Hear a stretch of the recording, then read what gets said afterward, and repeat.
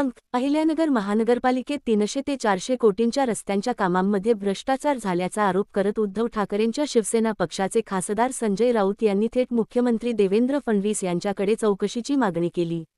काही काळापासून जो प्रचंड भ्रष्टाचार सुरू आहे त्या संदर्भात किरण काळे यांनी वारंवार तक्रारी केल्या मुख्यमंत्र्यांकडे, अँटी करप्शनकडे, संबंधित जिल्ह्यातल्या अथॉरिटीकडे। जर तुम्ही आज अहिल्यानगरला गेला तर रस्ते जागेवर नाही आहेत, याची चौकशी व्हावी यासाठी मला किरण काळे यांनी काल निवेदन दिलं, त्यांनी स्वतः दिलंय। त्यांच्यावर कारवाई होत त्यांच्या या नाही, गंभीर आरोपावर महानगरपालिकेचे प्रशासक तथा आयुक्त यशवंत डांगे यांनी ठामपणे फोल ठरवत वस्तुस्थिती मांडली आहे। डांगे यांनी सांगितलं की कोणत्याही प्रकारची बोगस कामे तसेच बोगस बिल देण्याचा कुठलाही प्रकार झालेला नाही।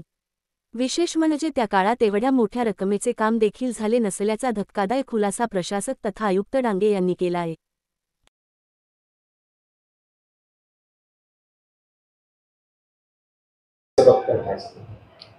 अद्यापर्यंत आमच्यापर्यंत ती तक्रार पोहोचलेली नाही, परंतु ऐकलेल्या माहितीनुसार अशी माहिती मिळते की बाबा 20 आणि 20 ते 23च्या दरम्यानच्या कामाबाबतची त्यांनी तक्रार केलेली आहे, परंतु ही तक्रार वस्तुस्थितीला धरून नाही।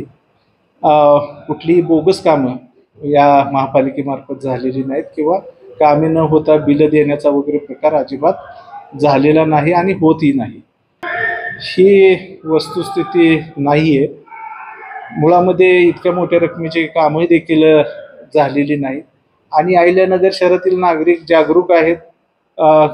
काही जरी चुकीचं झालं तरी त्याचा मोठ्या प्रमाणात तक्रारी महापालिका प्रशासनापर्यंत येतात आणि नागरिकांच्या तक्रारीची देखील आम्ही दखल घेऊन त्या आम्ही गोष्टी करेक्ट करण्याचा नेहमीच प्रयत्न करतो। महापालिका ही मनपा अधिनियम 1949 नुसार चालते आणि लोकशाही प्रक्रियेमध्ये जे लोकप्रतिनिधी आहे त्यांचे काही इनपुट्स घेतले जातात। शेवटी या शहरातील जनतेनेच त्यांना निवडून दिलेलं आहे, त्यांना त्या समस्येची जाणीव आहे आणि काही समस्या सोडवण्यामध्ये त्यांचे इनपुट्स देखील महत्त्वाचे असतात, त्यामुळे त्यांच्याशी संपर्क साधणे काही गैर नाही।